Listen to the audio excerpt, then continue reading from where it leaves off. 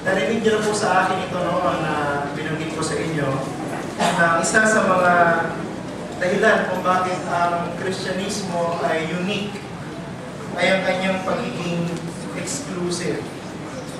Ano ibig sabihin nito? May mga bagay na inaangkin tayo, may mga bagay na pinangahawakan tayo, may mga bagay na tinitindigan tayo na ang lahat ng bagay na kumukontra dito ay lumalabas na mali. Yung kayo ng halimbawa, walang sino man ang maaaring maligtas kung wala si Jesucristo. Yan ay isa sa mga katotohanan na tinitindigan natin bilang mga biblikal na Kristiyano. At ang lahat ng katuruan na hindi magsasabi o sasangayon sa katotohanan na ito ay mali. Sa mga halimbawa, ang mga nagtiwala o nanampalataya kay Jesucristo ay ang mga anak ng Diyos. Ito ay isa rin sa mga pinaninindigan nating katotohanan at ang mga katuruan o paniniwala na hindi sang-ayon dito ay hindi totoo.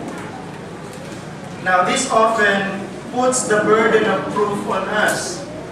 Ang ibig sabihin, tayo na umaangkin ng mga katotohanan na ito na nakasulat sa salita ng Diyos ang dapat magpatunay na ito ay totoo.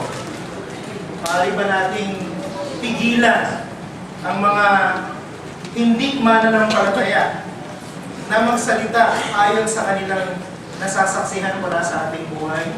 Pwede ba nating sabihin na hindi sila dapat makialam o ipagkilit-balikat na lamang nila kung ano man yung nakikita nila sa atin at sa ating paraan ng pamumuhay?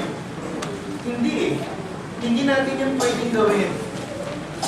Kailangan nating patunayan kung ano man ang nakikita o inaakusa sa atin ng mga hindi mananampalataya sa pamamagitan ng pagpapakita ng katotohanan. Kailangan patunayan natin na yung ating sinasabi, yung ating pinaniniwalaan, yung ating niyayakap na katotohanan ay totoo. Paano? Yun ang tanong. By backing up what we say with what we do. Sa pamamagitan ng pagsasakatuparan ng sinasabi natin. O simple, sa mas madaling salita, sa pamamagitan ng pagsasabuhay ng pinaniniwalaan natin. Alam niyo po, ang pagliligtas ng Diyos ay mawawala ng saysay kung hindi mapapatawad ang mga makasalanan. Ulitin ko po yan. Ang pagliligtas ng Diyos ay mawawala ng saysay kung hindi mapapatawad ang mga makasalanan. Pero basahin niyo po ang Biblia mula sa umpisa hanggang sa katapusan. At makikita niyong malinaw na ang mga makasalanan ay pinapatawad ng Diyos. Ang totoo nga niyan, ang Biblia ay humihingi, ang Biblia ay nagde-demand na sila na mga nakaranas ng pagpapatawad ng Diyos ay matuto namang magpatawad sa iba. Those who have received or those who have experienced being forgiven are to be forgiving. Matutong magpatawad sa iba. Totoo na ang Biblia ay nagtuturo sa atin na ang pagpapatawad ay isang theological issue.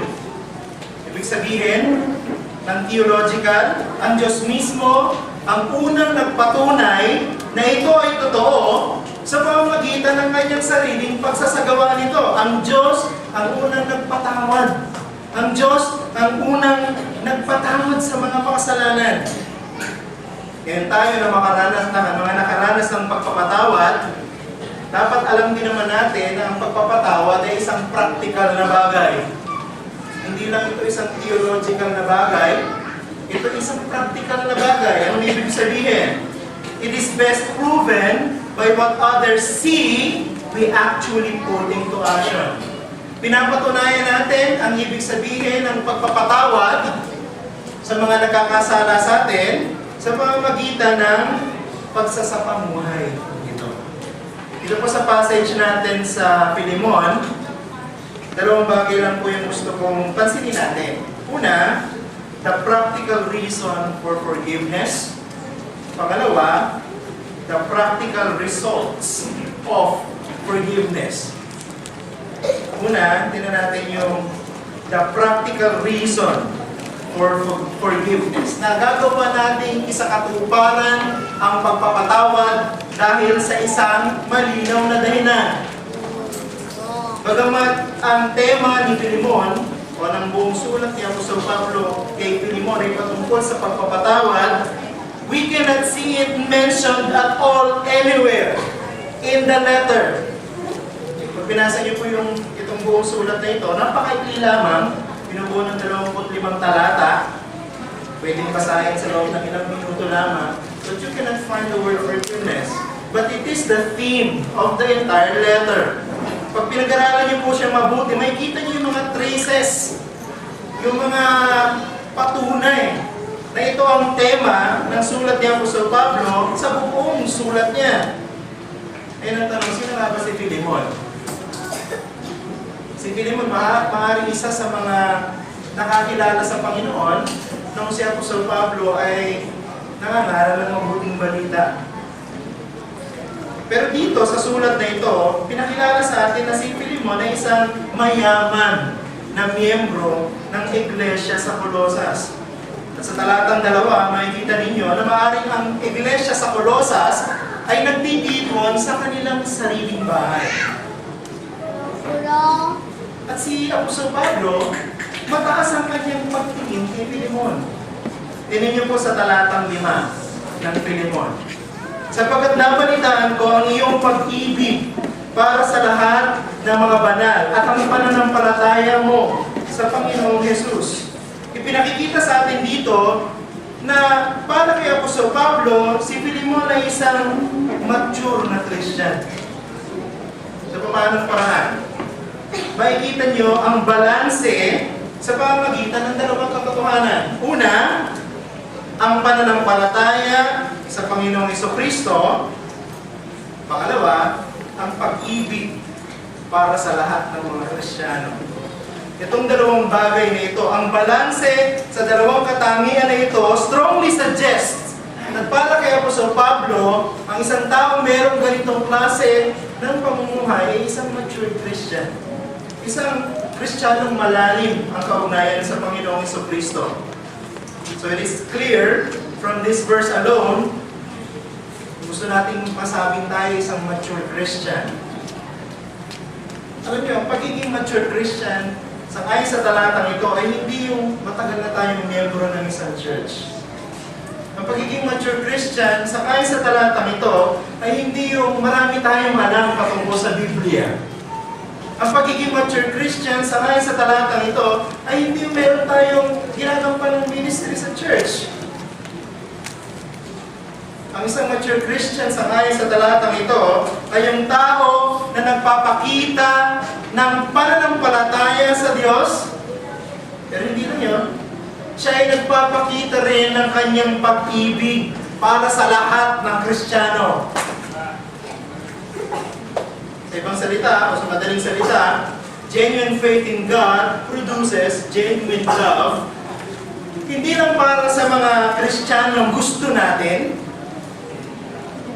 hindi lang para sa mga Kristiyano kung saan nakikita natin yung ating reflection. Ibig sabihin, pag nakikita natin siya, tuwa tayo sa Kanya kasi naalala mo sarili mo sa Kanya. Hindi lang natin iibigin yung mga Kristiyanong komportable tayo. Gusto natin sila na laging kasama at kausap. Kasi sinasabi ng Apostol Pablo dito, mahal natin ang lahat ng Kristiyano. Paul is simply saying that we should love all Christians indiscriminately. Nakakalungkot po kasing aminin, even among people who consider themselves reformed, yung mga Kristiyano na sinasabi nilang sila ay biblikal o tumitindi sa sinasabi ng salita ng Diyos, there is scarcity of what Paul considers an essential characteristic of genuine Christian maturity. Ang pagiging reform, ang pagiging biblikal, hindi lang kailangan alam natin ang mga tamang doktrina. Ang pagiging reform, ang pagiging biblikal, kailangan din natin ginagawa at isinasapamuhay ang tamang pakikitungo sa ibang tao. Lalo na sa sa mga kapwa nating Kristiyano. Mas paigli natin yung coverage, lalo na sa mga member ng church kung saan tayo kabilang. We have seen, nakita natin, alam natin, na ang Diyos ay nagliligtas ng mga makasalanan at ang mga makasalanan nililigtas ng Diyos dapat mapabilang sa isang iglesia. Hindi pwedeng siya lang ang nakakaalam na Kristiyano siya. Dapat maging member siya ng isang church. Dapat mapabilang siya sa komunidad ng mga mananampalataya. Pero alam niyo kung anong ibig sabihin nun? Na mapabilang ang isang totoong Kristiyano sa grupo ng mga Kristiyano din. Hindi natin pwedeng ilayo ang ating sarili mula sa ibang mga tao. Pag naging miyembro tayo ng isang church, may involve tayo sa mga miyembro ng church na yon. Alam niyo, ang Panginoong Jesucristo mismo ang naglatag ng prinsipyo sa atin kung paano natin dapat itrato ang isa't isa sa loob ng iglesia. John chapter 13, verse 34, you love one another just as I have loved you. Alam ng Panginoon na hindi mag-iisa ang isang Kristiyano. Alam ng Panginoon na dapat magsama-sama sila. Kaya ang Panginoon mismo ang naglatag ng dapat na paraan ng pakikitungo natin sa isa't isa. At yun ay ang paraan ng pag-ibig. Pero alam niyo yung susunod na verse, sa John chapter 13, verse 34, is even more searching. It's even more serious. Ang sabi doon, Jesus said, all people will know that you are my disciples if you have love for one another. Malalaman ng mga tao sa labas ng inyong kapulungan na kayo ay mga tunay kong mga alagad kung kayo ay nagmamahalan sa isa't isa. Ano ibig sabihin nun? Yung mga tao sa labas, o maging tao sa loob na hindi pa Kristiyano, makikita nila na tayo nga ay mga alagad ni Kristo, hindi lang dahil tayo magkakasama at naniniwala sa pare-parehong doktrina, kundi tayo ay nagpapakita ng tamang pakikitungo sa isa't isa. Ako naniniwala, ang identity natin bilang mga Kristiyano ay si Jesucristo. Pero naniniwala din ako that our identity is not only our doctrines. Hindi lang yung doktrina. Hindi lang yung alam natin tinuturo ng Biblia. We are supposed to be identified by how we treat one another. What makes us Christians really distinct is that we love one another. Mahal natin ang isa't isa. So, ang isang mature na Christian ay hindi lang alam ang tamang pananampalataya, kundi ginagawa din niyang ibigin ang lahat ng mga Kristiyano. Pero hindi ba ito rin yung isang paraan ng pagsasabi na kung tayo ay may tamang relasyon sa Diyos, meron din tayo dapat tamang relasyon sa kapwa nating Kristiyano? It's another way of saying that. Kung tama ang relasyon natin sa Diyos, tama din ang relasyon natin sa lahat ng tao, lalo na sa mga Christians. Lalo na sa mga kasama mo sa church. Ako pa naniniwala na ito yung direksyon ng mga salita ni Apostol Pablo sa verse 6. Tingnan niyo yung verse 6. Idinadalangin ko na ang pamamahagi ng iyong pananampalataya ay maging mabisa kapag nalaman mo ang bawat mabuting bagay na maaari nating gawin para kay Kristo. Paul was hoping that Philemon's faith will become effective by doing good to others. Ito yung ibig sabihin niya sa Pablo. Paano natin masasabi ang pananampalataya ay totoo? Paano natin masasabi ang pananampalataya ay may epekto sa ibang tao? Nagiging resulta, mabuting gawa para sa ibang tao. Ako, naniniwala, walang pagdududa si Apostol Pablo na alam ni Philemon ang mga tamang doktrina. Mataas ang pagkilala ni Apostol Pablo kay Philemon. Alam ni Philemon ang mga theological basis. Bakit kailangan ng isang tao ay magpatawad ng kanyang kapwa? Lalo na yung mga taong matindi ang kasalanan sa kanya. Di ba malinaw sa Biblia, mga kaibigan, mga kapatid? Kaya sinasabi sa atin sa Biblia na kaya nating magpatawad at dapat tayong magpatawad dahil ang Diyos ay nagpatawad sa atin. Colossus chapter 3, verse 13. But here, Paul is laying down yet another basis for forgiveness. Hindi po ito theological basis. Ito ay practical basis. Hindi yung alam lang natin, kundi yung sinasakatuparan natin sa ating mga buwan. Tingnan niyo sa verses 8 to 10. Dahil dito, bagamat kay Kristo ay mayroon akong sapat na lakas ng loob upang utusan kitang gawin ang kinakailangan, ngayon may alang-alang sa pag-ibig, ay nanaisin ko bang makiusap sa iyo. Akong si Pablo ay matanda na, at ngayon ay isa ring bilanggo ni Kristo Jesus. Ako'y nakikiusap sa iyo para sa aking anak na si Onesimo, na ako'y naging kanyang ama, nang ako'y nasa bilangguan. Alam niyo, mas malinaw sa English translation. Sinabi niya Apostle Paul, ako ay umaapila sa iyo for love's sake. Dahil o para sa pag-ibig. So hindi lang pala theological ang basis ng ating pagpapatawad. Practical din. At tayo ay dapat magpatawad sa ating kapwa dahil sa pag-ibig. O sabihin natin mas mababaw.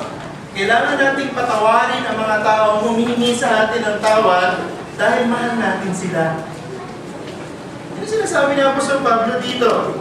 We cannot establish the fact of our relationship with God if we refuse to love other Christians. Hindi natin pwedeng sabihin, Kristiyano ako, pero hindi ko mahal ang mga kapatiran ko sa church. At hindi natin pwedeng sabihin na mahal natin ang ating kapatiran sa church kung ayaw naman natin silang patawarin.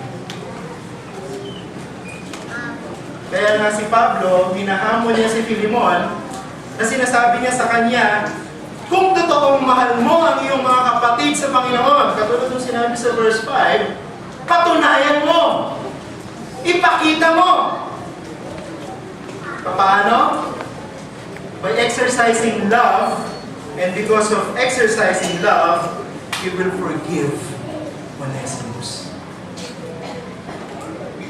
Ikaw, kapatid, okay, kumakausap sa mga Kristiyano ngayon. Meron bang kapatid ka sa pananampalataya? Meron bang kapatid dito sa loob ng church na ito? Member din ng SGCC na nagkasala sa iyo? Ang tanong mo, pinatawad mo na ba siya? Kung ang sagot mo sa tanong na ito ay hindi. Kung ang sagot mo sa tanong na ito ay ayaw ko. Ang tanong ka sa iyo, bakit? Hindi. At bakit ayaw mo? Kung ikaw ay totoong Kristiyano, wala kang dahilan para hindi magpatawad. Alam niyo, ang Diyos, pinatawad tayo sa ating mga kasalanan. Kaya walang sino man sa atin dito ang pwedeng umangkin na siya ay may karapatan na hindi magpatawad sa mga humihingi ng tawad sa Kanya. Kung ang Diyos niya nagawang magpatawad, tayo pa kaya na nakaranas lang at natuto lang sa Kanya kung ibig sabihin ng pagpapatawad, hindi magpapatawad sa iba? We are forgiven not because of what we did. Hindi tayo pinatawad ng Diyos dahil mas mabuti tayo kumpara sa iba. No! Pinatawad tayo ng Diyos dahil sa ating kaugnayan kay Jesucristo. Alam niyo yung mga kapatid mo, ito, pakinggan niyo mabuti. Yung mga kapatid natin sa Panginoon, ang miyembro din ng iglesyang ito, sila rin ay dumanas ng pagpapatawad ng Diyos. Kaya kung sila rin ay dumanas ng pagpapatawad ng Diyos, katulad mo, bakit ayaw mo silang patawarin?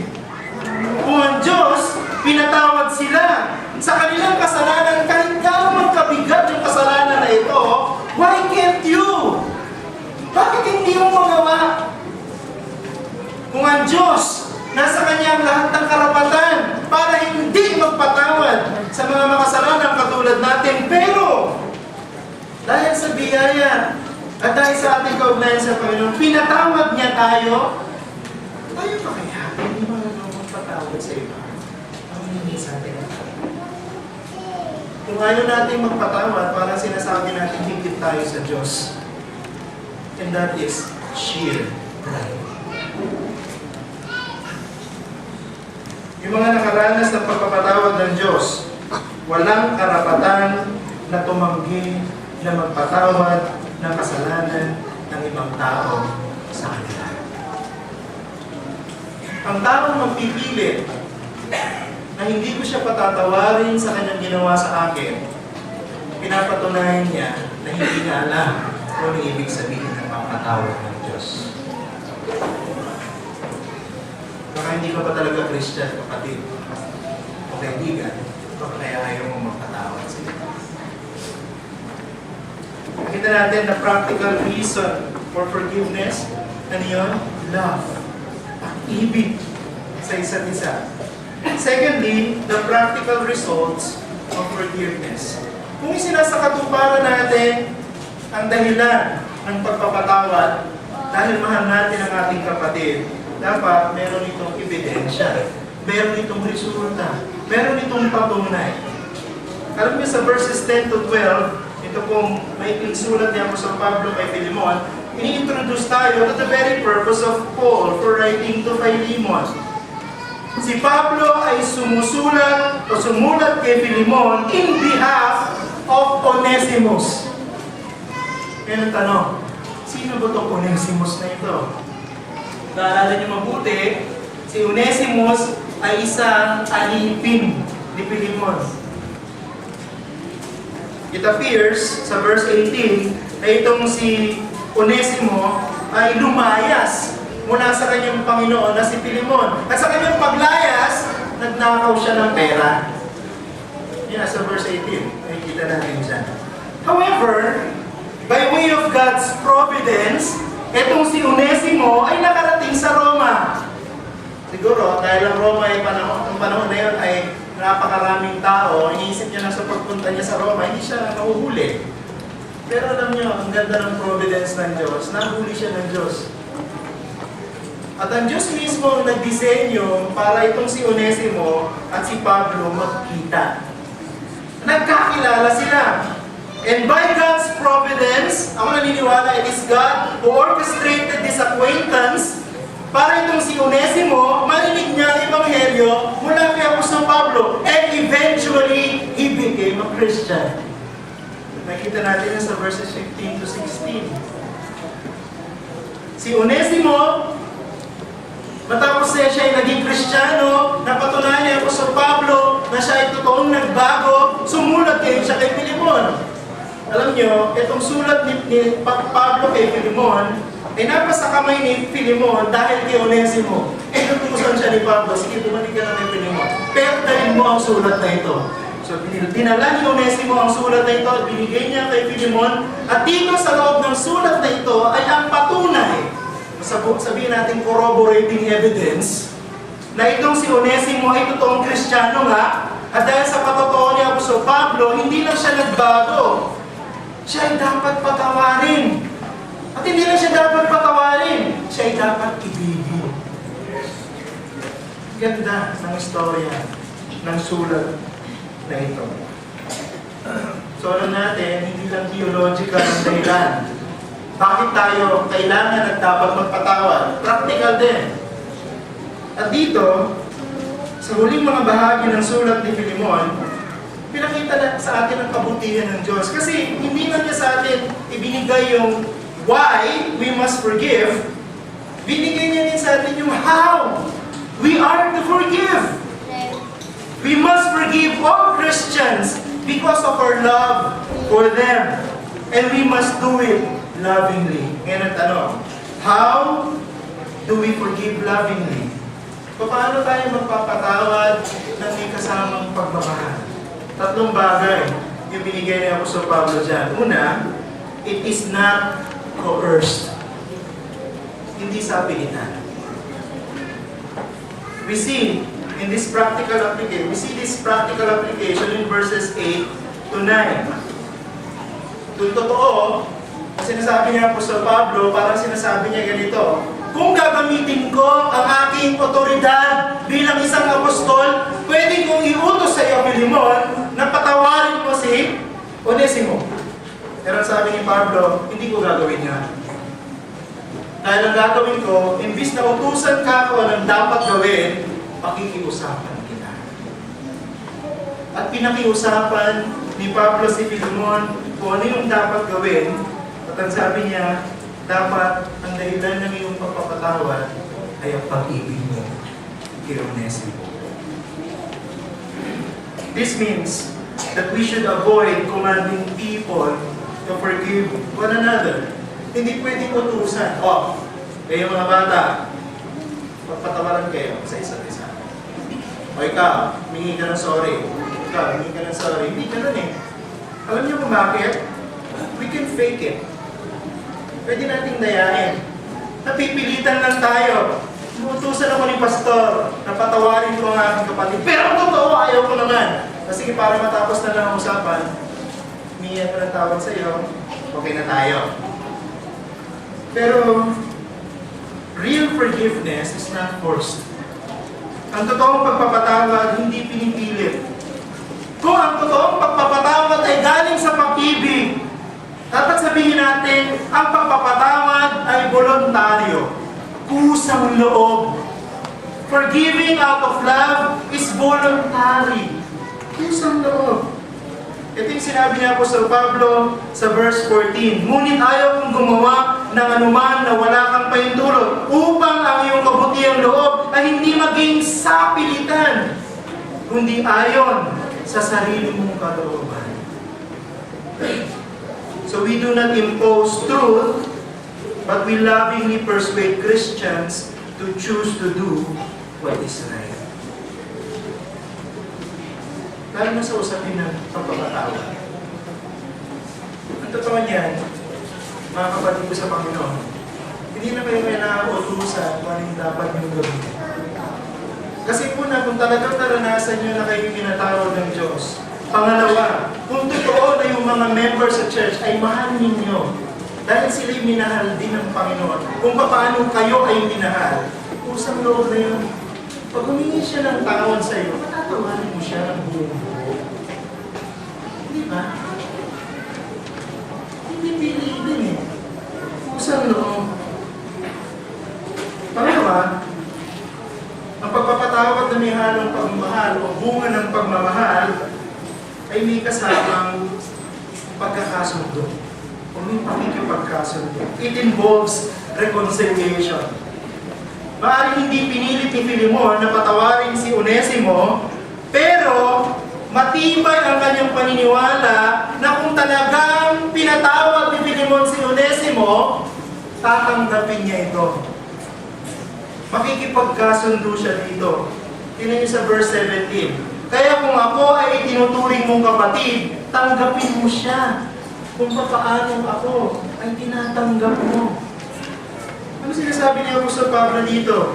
Kung totoo ang ating pagpapatawad at ito'y bunga ng ating pagmamahal, dahil mahal natin yung kapatid natin na nagkasala sa atin, tatanggapin mo siyang muli. Magkakasundo kayong muli. Ngayon siguro at this point, tanungin natin, bakit nga ba ganun kasigurado si Apostol Pablo na pagka pinatawad ni Filemon si Onesimo, tatanggapin niya ulit ito? Tingnan niyo po dun sa verse 16. Nandun ang sagot sa verse 16. Hindi na bilang alipin, kundi bilang higit pa sa alipin. Isang kapatid na minamahal, lalong-lalo na sa akin, at gaano pa kaya sa iyo, maging sa naman, at gayon din sa Panginoon. Forgiveness and acceptance are both rooted on the fact that we are all brothers and sisters in the Lord. Kaya sigurado si Apostol Pablo na pag humingi ng tawad si Onesimo sa kanya, patatawarin ni Filemon si Onesimo. At hindi lang yun, tatanggapin siya ulit. Magkakaroon ng reconciliation. Bakit? Anong basis? We are brothers in the Lord. Magkakapatid tayo sa Panginoon.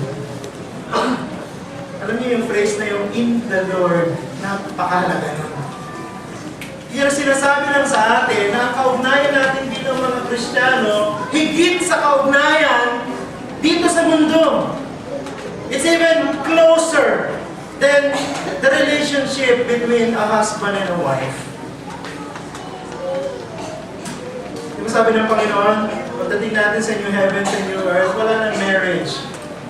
Alam niyo sinasabi lang ng Panginoon, dito sa mundo, the closest relationship is that of marriage. Pero bakit pagdating natin sa bagong langit at sa bagong lupa, wala nang marriage? Dahil ang iiral na kaugnayan doon ay ang kaugnayan natin bilang magkakapatid sa Panginoon. Pero bakit hindi natin yung i-practice ngayong panahon dito?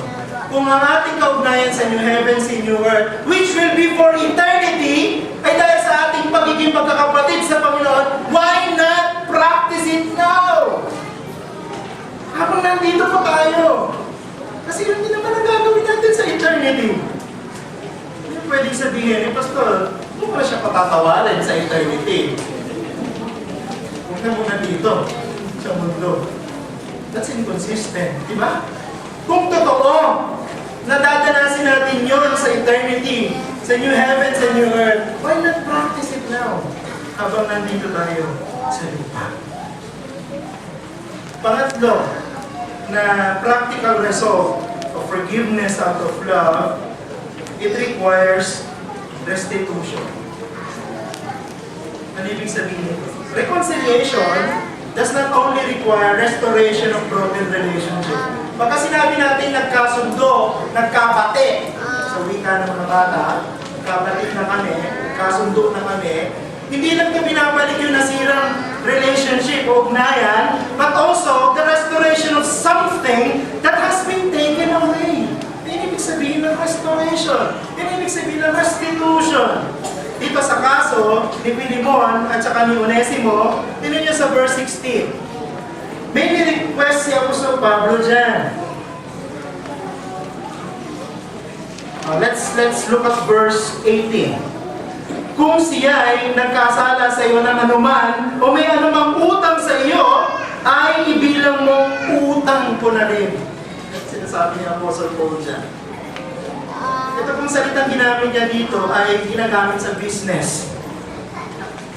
Madaling salita, sinasabi lang ni Pablo ay ganito, kung anuman ang utang ni Onesimo sa iyo, babayaran ko.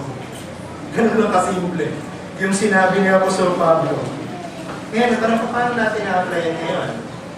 Kung ang forgiveness out of love involves restitution, paano natin i-apply sa panahon natin yun? Kung ang dahilan ng ating hindi pagkakasundo ng ating kapatid involves something material, for example, money. Kung nag-away kayo ng iyong kapatid sa Panginoon dahil sa pera, dito sa talatang ito, malinaw na sinasabi at itinuturo sa atin na pagkatapos nating magpatawaran sa isa't isa, matapos nating magtanggap ulit sa isa't isa, dapat ibalik natin kung ano man yung atraso natin sa kanila. In other words, we do not practice forgive and forget. Ano ibig sabihin nun? Forgive, then forget your obligation. Hindi yung sinasabi ni Apostle Paul. I don't like that phrase, forgive and forget. Ang sinasabi lang dito ni Apostle Pablo, kung nagpapatawaran tayo sa isa't isa, dapat ang motivation natin, hindi lang ibabalik yung kaugnayan natin sa isa't isa, dapat nararapat din naman. Na ibalik mo kung ano yung naging dahilan, ano yung pag-aaway, kung pera man yun, ibalik mo yung pera, pagkatapos niyong magkasunduin, magkapatid. Ngayon, basta, paano naman kung hindi pera pinag-uusapan? I think the same principle applies, even on matters other than material. Example, trust. Trust is something that we lose when another Christian betrays us, di ba? Yung isang kapatid natin sa Panginoon, ipinagkanuno tayo. Hinaliwala niya ang ating tiwala. Wala yung tiwala. Hindi ko natin sinasabing hindi totoo yun. Totoo yun. Nawawala ang tiwala natin sa kanila dahil sa kasalanan ginawa nila sa atin. But even in this case, we must not refuse to forgive. Humihingi sila ng tawad sa atin. Kahit gano'ng kalaki yung kanilang kasalanan sa atin, we must forgive. And not only forgive, restoration also of trust. We must reject worldly views. Yung pagtingin ng mundo sa pagpapatawad, sige, patatawarin kita, pero magkalimutan na tayo, para hindi na tayo magkakilala. Hindi ganun ang mga mananampalataya. When we forgive, we do not merely pretend that we like the person, but we must also exercise self-denial. Ano yung kailangan natin i-deny sa sarili natin? We must deny ourselves of a delusional right that we cannot trust the person again. Alam niyo, kung nagkasalaman sa atin yung kapatid natin, mag-isip na kayo ng anumang klaseng kasalanan yan. Hindi niyan sisirain ang katotohanan na niligtas siya ng Panginoon. Kung talagang Kristiyano siya. At magkapatid tayo sa Panginoon. Nothing will break that relationship. Even the worst sin on this planet. Kaya kung talagang humihingi siya ng tawad sa iyo, kaibigan, kahit gano'ng kalaki yung kasalanan niya sa iyo, patawarin mo. At kasama sa restitution ay yung pagbabalik mo ng tiwala sa Kanya. I will not say na madaling gawin yon. Pero kasama yon sa pagiging open natin sa katotohanan na ang pagpapatawad na buhat sa pagmamahal, kasama ang pagbabalik kung ano man yung nawala. Kasama na doon ang pagtitiwala. Kasi alam nyo, kung pinatawad lang tayo ng Diyos at nagkukunwari lang siya, we are in the worst situation. Pero ang pagpapatawad ng Diyos sa atin, sa pamamagitan ng ating kaugnayan kay Yesu Kristo, kasama din yung kanyang pagbabalik ng tiwala sa atin. So kung gano'n ang pagpapatawad ng Diyos, dapat gano'n din ang pagpapatawad natin sa ating kapatid. Alam niyo, good to summarize all of this, ang lahat ng mga practical results of forgiveness na ito ay perfectly exercised by God through our Lord Jesus Christ. Ang unang nagpatunay ng lahat ng ito, walang iba kundi ang ating Panginoon, ang ating Diyos. Number 1, God forgives us without being coerced. Pinatawad tayo ng Diyos, hindi yun sa pilitan. Sa 1 John chapter 1 verse 9, sinabi doon, ang sino man nahihingi ng tawad sa Diyos, siya ay tapat at banal na magpapatawad. Ano ibig sabihin nun? Kusa siyang magpapatawad. Hindi natin siyang pipilitin. Pag humingi tayo ng tawad, kusang ibibigay ng Diyos ang kanyang pagpapatawad. Pangalawa, sa pamamagitan ng ating Panginoong Jesucristo, ang lahat ng makasalanan hindi lang pinatawad. Di ba sabi sa Ephesians 4 verse 32, as God in Christ forgave you. Sabihin ang ating kaugnayan sa Panginoon ang dahilan kung bakit pinapatawad tayo ng Diyos. Pero hindi lang yun. We were also reconciled to God by the death of His Son. Romans 5 verse 10. Hindi lang tayo pinatawad ng Diyos. Tinanggap tayo ng Diyos. Pwede tayo makapiling ng Diyos dahil sa ginawa ng Kanyang anak. Pangatlo, it is only through Christ's death that God's justice is satisfied. Ito yung restitution.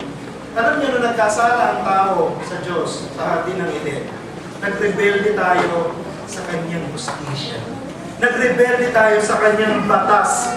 At alam niyo, ang kamatayan naman ng Panginoong Jesucristo ang nagbigay ng nagpawi sa poon ng Diyos.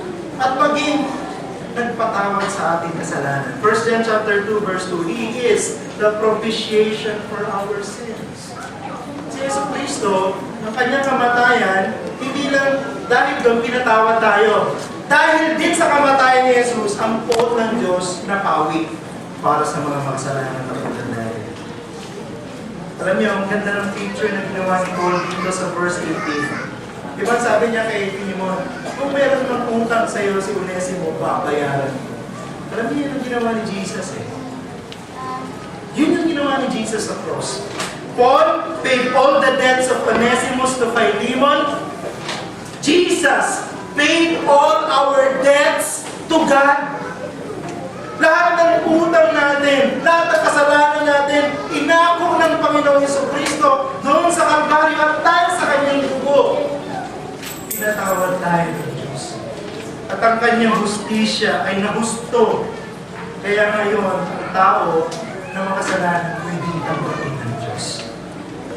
Alam niyo, kaibigan, ito yung gospel na pinapangaral natin. At ang ebanghelyo na pinapangaral natin at naririnig ninyo, ay ang ebanghelyo na nagsasabi, tatanggapin kayo ng Diyos kung paano tatanggapin ng Diyos si Yesu Cristo. Kung meron pang hindi Kristiyano dito, wala pang ngayon kaugnayan sa Diyos. Sinasabi ng Biblia na tatanggapin kayo ng Diyos kung paano tinatanggap niya ang kanyang anak. Kaya nang susi, kailangan magkaroon ka ng kaugnayan sa kanyang anak sa pamamagitan ng pananampalataya. Ito ay exclusive sa gospel. Ano ibig sabihin? It is only the gospel that offers this to sinners. Kung ikaw ay magtitiwala kay Yesu Cristo, mararanasan mo lahat ng katotohanan mo. Mararanasan mo ang lahat ng mga bagay nito sa iyong buhay. At magagawa mo ito iparanas din naman sa iba. Bakit hindi ka lumapit kay Yesu Cristo ngayon? Bakit hindi ka umamin sa Panginoong Jesucristo na nahihirapan kang magpatawad dahil hindi mo alam kung ano ibig sabihin ng mapatawad? Bakit hindi ka lumapit sa Panginoon ngayon at sabihin mo sa Kanya, gusto mong magpatawad, pero kailangan ikaw muna ang patawarin niya? Sabi ng Biblia, ang sino man na lalapit kay Jesucristo kailanman ay hindi niya itatanggap. Manalangin po tayo. Kami po ay nagpapasalamat dahil ang Biblia ay sapat para tugunin ang lahat.